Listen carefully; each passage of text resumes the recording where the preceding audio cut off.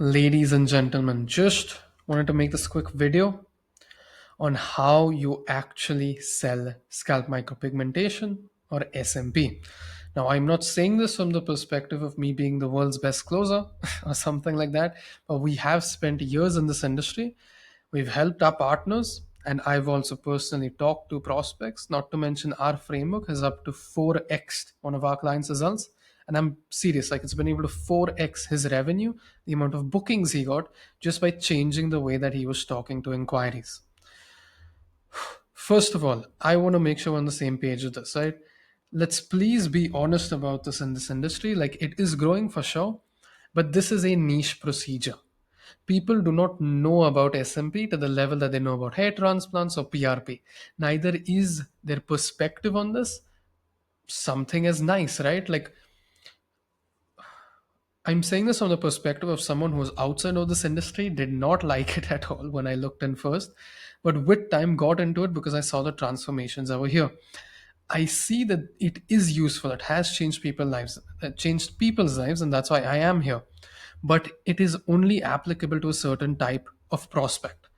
Only people who've already tried to get hair growth, but it has not worked out for them, or if they just don't like surgery and they don't like the idea of taking supplements. Like there's a certain type of person for whom this applies, not to mention, there is still a stigma around it. When you think about a scalp tattoo, even if it's for density, it doesn't feel nice, right? It doesn't feel like, oh my God, this procedure feels amazing. It's like, oh, do I have to do this? That is going to be your first reaction. And unless you have the right type of marketing material, the right type of sales asset, the right type of communication on your end, you're not going to get people to trust you to even think about this procedure. That is why only a small amount of the population who's already been convinced about this goes to people who advertise or market or present themselves the best. At least that's my perspective. When it comes to how you actually approach consultations, people will have fear. That is what I want to help you with too. How you can actually approach consultations. And when people are scared, you need to focus on understanding where they're coming from, which I'll tie again into later, and being the leader. That doesn't mean that you shove this procedure down their throat, but you need to actually be willing to lead the conversation, even in uncomfortable parts when you're trying to understand more about them. And you want to lead them into your procedure, right? Focus on the discovery. Understand more about what they're doing, about what they've done, about what they're going through, about their perspective, their understanding of this. Genuinely dive deeply into this because it can be a life changing procedure and it can definitely be quite scary for most of your prospects. And match their goals to what you're doing. I had to talk to somebody that we had signed on recently. We were getting a lot of qualified inquiries, like before I showed you like the level of intent and stuff. But his approach, at least for the first few leads before we talked to him, was basically selling the procedure, being like, "Hey, how soon do you want to come back, come inside? Like, how soon do you want to get this done? Let me know when we can talk, and we'll get you sorted." The energy there is not the issue, but the way that we approach it. If you directly sell it without understanding more about them, you're not going to actually make this work. More than anything, if you don't have a discovery session, if you don't understand what they're going through, and if you don't match their goals to what you're doing, at least from what I've seen, people genuinely appreciate care, especially when it comes to something that's as serious as this. I've also seen on the flip side somebody who's extremely successful. They booked out a month, 2 months, 3 months out. They've been able to just quote and they get people in. That is definitely possible from an absolute surplus of inquiries plus years of social proof of being the best, of giving the best results. But if you don't have that type of influx, or you at least want to improve your closing rate so you can actually scale, hire more people, this is the type of process I would recommend.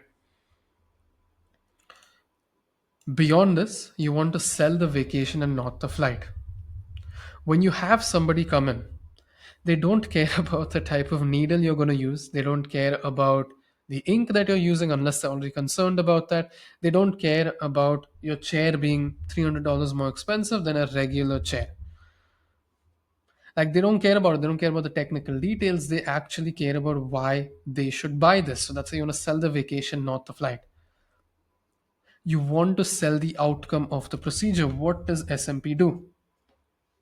For bald men, it'll restore the hairline without any surgery, without any pain, minimal pain, and without any sort of drugs. Beyond that, when you dive in deeper, confidence, not having to wear their hats anymore. They like the look when they look into the mirror. And I'm not saying that you need to exploit people's insecurities, but if they're seriously facing these issues and they want the type of outcome that your procedure is giving to them, then match their goals to what you're doing. Why wouldn't you do that? Right? And here comes the fear, right, which I've also personally had of actually communicating your value properly, right? Like you don't want to be a salesy person, which I completely get. And the way how you don't scam somebody and not scam somebody is by actually understanding more about them and seeing what they want. And if your procedure, your process, your service can actually give them that outcome, then why wouldn't you tie that to what they want? You'd be doing them a disservice, right? Like if you've even done a few SMP procedures, you would have had at least one happy client, right? Unless you did an absolutely terrible job. Like I've seen tons of happy reviews. As long as the work is decent, and even better if it is really good. If you've seen the type of transformation it can do, not even for your clients, even for other clients, why wouldn't you have faith in how much this can do? And that is where you will become your biggest limiting bottleneck, right? You'll become your biggest bottleneck. Your own limiting beliefs on whether you should do this or not will affect your communication to your prospects and will stop you from being able to actually get them in and communicate your own value, right? So don't get in your own way. Beyond that, this is a little bit of tactical advice.